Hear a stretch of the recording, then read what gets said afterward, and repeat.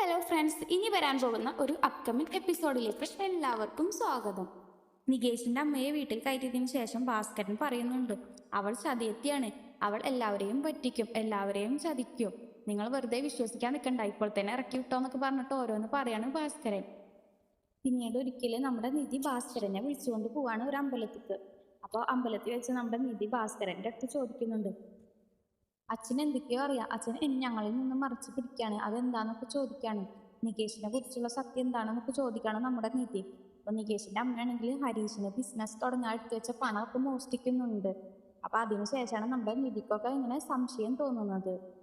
നിധിയാണെങ്കിൽ ഭാസ്കരനോട് കുറെ നിർബന്ധിക്കുന്നുണ്ട്, അത് പറയുന്നും പറഞ്ഞിട്ട്. അപ്പൊ ഭാസ്കരൻ ഒന്നുമില്ല എന്ന് പറഞ്ഞ് ഒഴിഞ്ഞു മാറാം.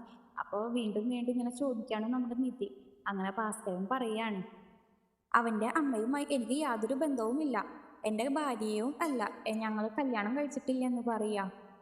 ഒരു ദിവസം ഗുജറാത്തിക്ക് ഒരു ഓട്ടം പോയപ്പോൾ ലോറിയിൽ അവളൊരു ഹെൽപ്പ് ചോദിച്ച് വന്നതാണ്. അവളുടെ കയ്യിലാണെങ്കിൽ ഒരു പൊടി കുഞ്ഞും. അങ്ങനെ വേറൊരാൾ അവളെ കല്യാണം കഴിക്കണം എന്നും പറഞ്ഞ് നിൽക്കണമെന്നും പറഞ്ഞിട്ട് എന്നോട് സഹായം ചോദിച്ച് വന്നതാണ്. അപ്പം ഞാനാണെങ്കിൽ എൻ്റെ വീട്ടിലേക്ക് കൊണ്ടുവന്നു. ഒരു ദിവസം നിന്ന് പിറ്റേ ദിവസം തന്നെ അവൾ ആ കുട്ടീനെയും അവിടെ വെച്ചിട്ട് അയാൾ തിരിച്ചു വന്നപ്പോൾ അയാളുടെ കൂടെ പേടിച്ചിട്ട് പോയി എന്ന് പറയാണ്. അപ്പോൾ നിധി ചോദിക്കുന്നുണ്ട്, അപ്പോൾ നികേഷിന്റെ അച്ഛനല്ലേ എന്ന്. അപ്പോൾ ഭാസ്കരൻ പറയാണ്, ഞാനൊന്നുമല്ല, അവള് ആ പൊടി കുഞ്ഞിനുമായിട്ട് എൻ്റെ അടുത്തേക്ക് സഹായത്തിന് വന്നതാണ്, എന്നെ സഹായിക്കണേ എന്നും പറഞ്ഞ് എൻ്റെ അടുത്തേക്ക് വന്നതാണ് അവളെന്ന് പറയാം. അവള് തന്നെ ആ ചെക്കൻ്റെ കൂടെ വീണ്ടും പോയി, ആ കുഞ്ഞിനെ അവിടെ ഇട്ടിട്ട്. എൻ്റെ മക്കള് അവനെ ഒരു അന്യനെ പോലെ നോക്കി സ്നേഹിച്ചു, അതാണ് ഉണ്ടായതെന്ന് പറയാണ്. ഇതുവരെയും ആ സത്യം അവൻക്കറിയില്ല എന്നും പറയുന്നുണ്ട്. ഇനി ഞാൻ ഈ സത്യം പറയാനും പോകുന്നില്ല, അവൻ്റെ അമ്മ ഇല്ലെങ്കിൽ എന്താ, അച്ഛനായിട്ട് ഞാനുണ്ടല്ലോ അവനക്ക് എന്ന് പറയാണ് ഭാസ്കരൻ.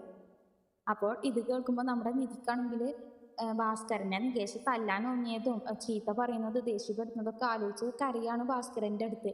അച്ഛൻ എങ്ങനെ കഴിയുന്നു ഇങ്ങനെ, അച്ഛൻ്റെ മനസ്സ് വലിയ മനസ്സാന്നൊക്കെ പറഞ്ഞിട്ട് നമ്മുടെ നിധി ഭാസ്കരനെ കെട്ടിപ്പിടിച്ച് കരയുന്നുണ്ട്. നിങ്ങൾക്ക് ഈ വീഡിയോ ഇഷ്ടപ്പെടുകയാണെങ്കിൽ ലൈക്ക് ആൻഡ് ഷെയർ ചെയ്യുക, കൂടെ സബ്സ്ക്രൈബും ചെയ്യുക. താങ്ക്